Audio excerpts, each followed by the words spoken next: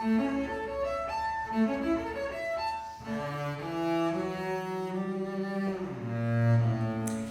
hello, I'm Valentina Scheldhofen Ciardelli and I'm a composer and bass player.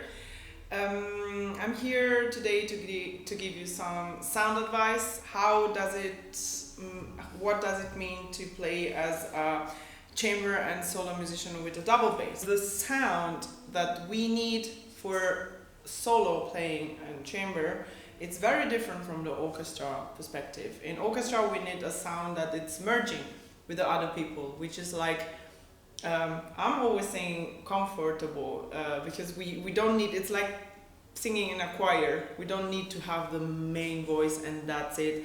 Okay, when you have solos, you have to be the main voice, but when you're in the section and you play, also if you're the principal, you need to have a nice smooth sound which is cooperate with the others. In the other music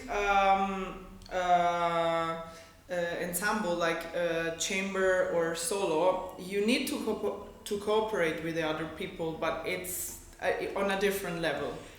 I'm always talking a little bit about singers or singing technique, because for me the string technique and string instruments are very close to human voice actually. We use the kind of, even in the Italian school, which is the one I'm coming from, it's we use the same also words to describe the articulation from the bow actually, picchettato and legato and so on, that it's the same as in the singing technique.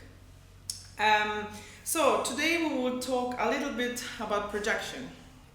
So the projection for a string instrument, it's coming from like a balance between the bow speed and also where do you play the string.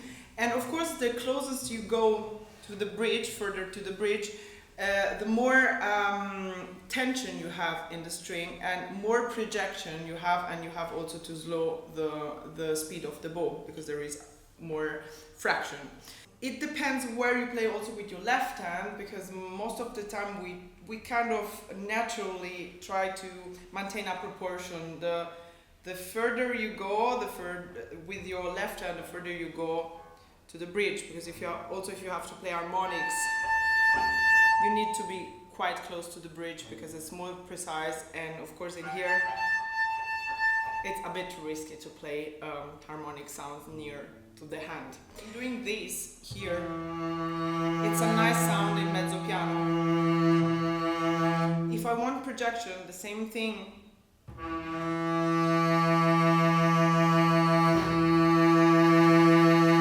To have like a solistic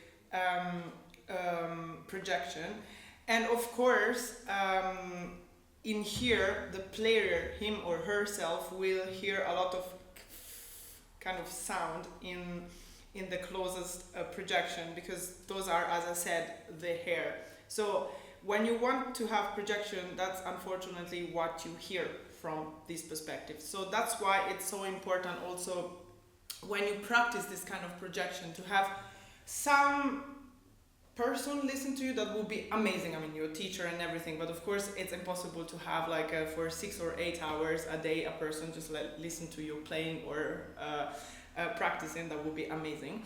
So we have nowadays a super tool which is like the phone, or a nice record tool like a Zoom or stuff. Zoom would be better, like with small mics, very nice, or you can find online also mics that you attach to your phone, that they are kind of good quality. I was using them as a student, I'm still using them.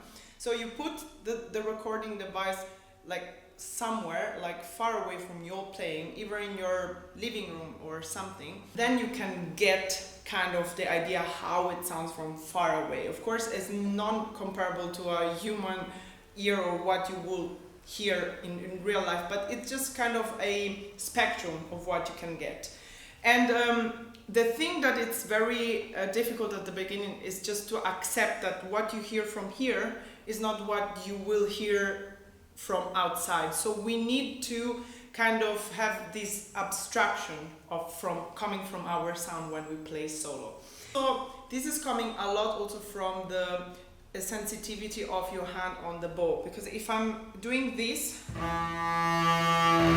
I feel this, I'm pressing, and this is not gonna be a projected sound because I'm pressing too much and it's tense. To have a project sound in the way I play, actually, and I learned from the Italian school, is just you have to leave the weight from your arm on the string, because the arm weight, it's your sound actually. Everybody has different arms and we are different people, so everybody's like the voice. This is my voice, and other people, you recognize people from the voice, you know, because it's different. The chest is different, the strings in our throat are different. So this is the same with our body. And when we play a string instrument, it's like singing, it's different for everyone. So when I'm projecting the sound, I'm doing it with my weight, full weight on the string.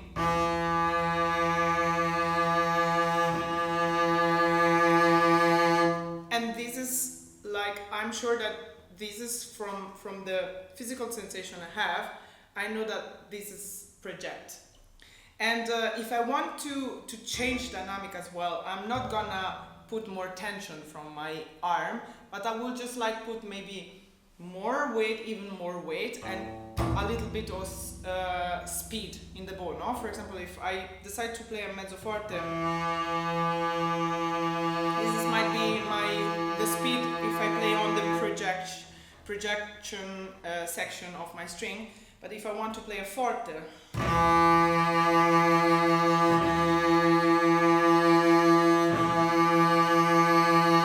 I will just add more weight and more speed of the bow. So this kind of technique can be practiced, of course, and the good news is that when you learn it and when you feel it in the body, and you get an automation, because it's like when we learn something new, we need to learn the automation, the muscular memory to make it ours.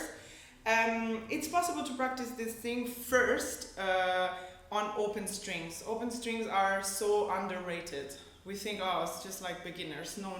Open strings is so important. Even when you have a new instrument, sometimes I unfortunately need to play on different basses that they are not mine. So to create a physical contact with the instrument, I always play like, I don't know, 10-15 minutes of open strings just to get in touch with the wood and to get in touch with, okay, you function like this, okay, that's your soft spot, that's okay, you have a wolf here, okay. And then you can start to practice and focus on this, first of all, on the section of the string, but listen not with the ear only, also with the hand, to feel the string and feel what the string is telling you to do. Because the string, if you feel the string carefully with the hand and you have a nice contact with the bow, the string is telling you how fast you can go. I mean, because it depends from how much weight you use and which dynamic do you want to use. If I want to do piano,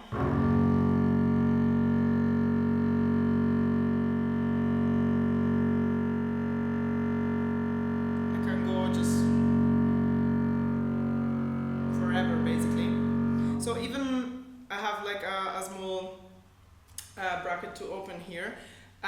When people say, oh, double bass bow is too short to have like long bowings, that's absolutely not true. It's just because you don't have enough sensitivity in the hand to provide it.